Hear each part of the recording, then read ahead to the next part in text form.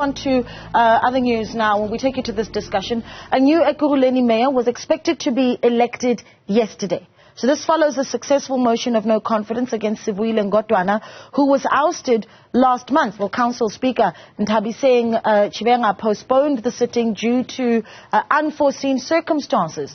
Action SA said they would call on an urgent meeting with other political parties to explore legal options regarding the resumption of council. So what does this mean for service delivery challenges in the city? Well, to answer that question, we are joined now by COGTA MEC, Mr. Khumalo, to weigh in. Mr. Khumalo, good morning to you. Thank you so much for giving us your time here on the AM report. Good morning to you and good morning to your viewers at home. Yeah, I think I want to start somewhere at the beginning, or at least perhaps take a few steps back, right? What do you make of the removal, firstly, of that successful motion of no confidence against Mayor Sivuyile Ngodwana? Is this a good step forward for Ekurhuleni? Well, our view is that it always pains us when the executive mayor is being removed from their position for whatever the reason is.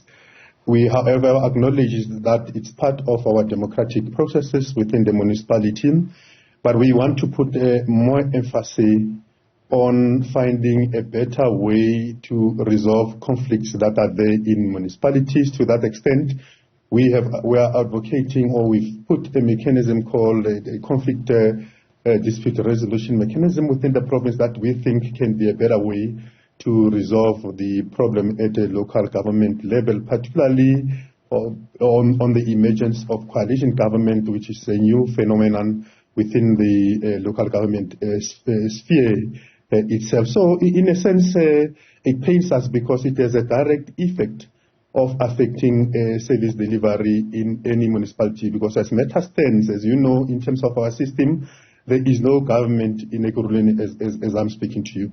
Yeah, and what are your thoughts on then the cancellation of that extraordinary sitting that was set for yesterday, then to elect a mayor? Well, we're now being regulated by the Schedule 3 of the Municipal Structures Act, which is Schedule 3 says that when a mayor is being removed, within 7 days, the municipal council must elect the mayor. We now know that the municipality has now failed to have elected the executive mayor in the first 7 days. And if you look at the structure, the schedule itself very closely, postponement is not one of those elements that are mentioned that the council can exercise. It, however, speaks about matters such as failure to elect because of people got the same number of votes, and therefore you were left with 2 candidates, and on the basis of that, you've got to then convene, have another 7 days to convene. But from a contextual interpretation of those clauses, I've come to a conclusion that the municipality has failed to elect the executive mayor in the 7 days that they've been given, and therefore they should, within the next coming 7 days, ensure that council does being convened and an executive mayor is being elected. But effectively, what does this mean in law? In law, it means the Ekurhuleni have made themselves the candidacy for Section 139. Section 139 is when the province, through the MEC, can intervene and do quite a number of things in that municipality, of which one of them can be to dissolve the municipality itself. Is that something that you intend to do? They've made themselves the candidacy for that. It's not me.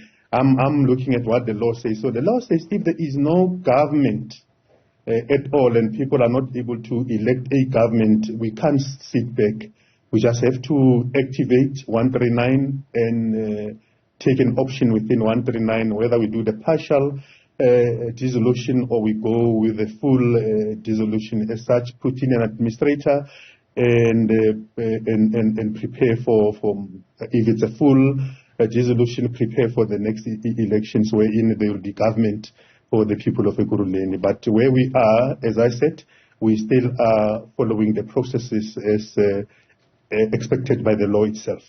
So let's talk then about what you make of the political parties intending to meet then to take legal recourse against what they believe is really the blame sitting on the Speaker for not convening that council sitting. Is that a step that can be taken, or are you still seeing this as the council making itself a candidate for a dissolution?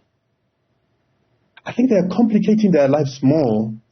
Maybe they want us to come in and intervene. I don't know.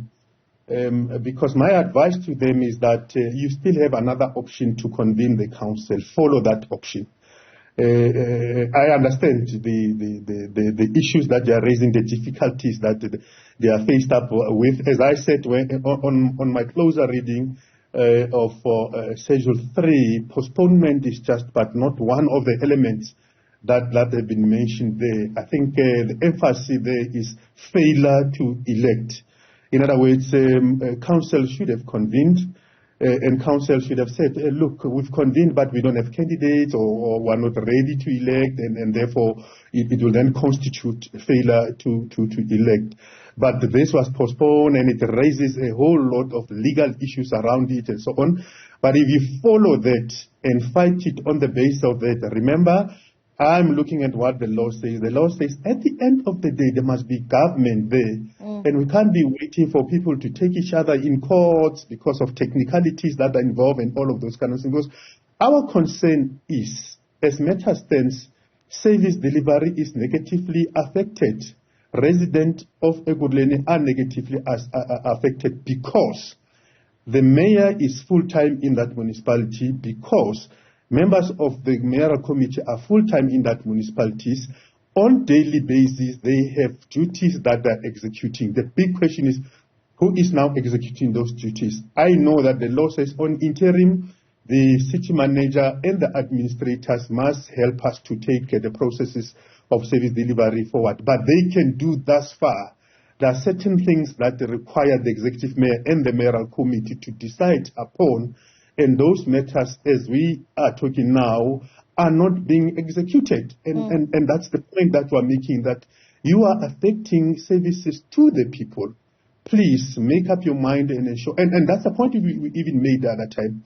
Why would people move with motion of no confidence? And if you look at how this motion of no confidence was made and the numbers behind the motion of no confidence, it was very clear that 47 people or 43, I'm not sure, who removed the executive mayor, will not be in a position to convene a successful council and therefore elect executive mayor successfully, because that council constitutes of about 224 councillors.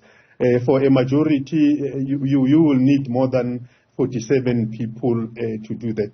It begs the question, why would I put a motion of no confidence when I know that I will not be in a position to constitute a government at the end of the day? That's simply plunging us into a crisis that we are now attempting to resolve as such. Yeah, MEC, I know that we're moving towards the end of the discussion. It's time for us to close it. And you've touched on service delivery that I think anyone who is living in Ekurhuleni is watching right now and really wants that to be prioritized. So what are the interactions that then COGTA embarks on from this point with council?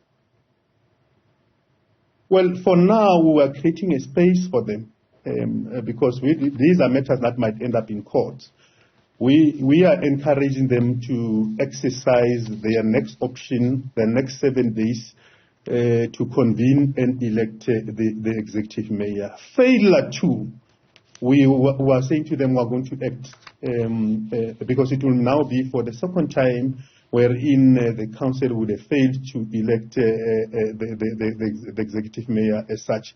We will look at the options that we have in our hand and definitely we will act. As I say, they are effectively making themselves the candidates for 139, and I hope that calm heads are going to prevail in order for them to avoid that. But also because what we're saying to them is that at the center of their work is to provide service delivery to communities rather than political bickering as such. This does not help us. What would help us is that let's constitute government soonest and ensure that that government does what it's supposed to be doing. providing the people of Ekurhuleni with service delivery. As matters stands, this crisis of water and all of those kind of things, let's go there and sort the problems of the people.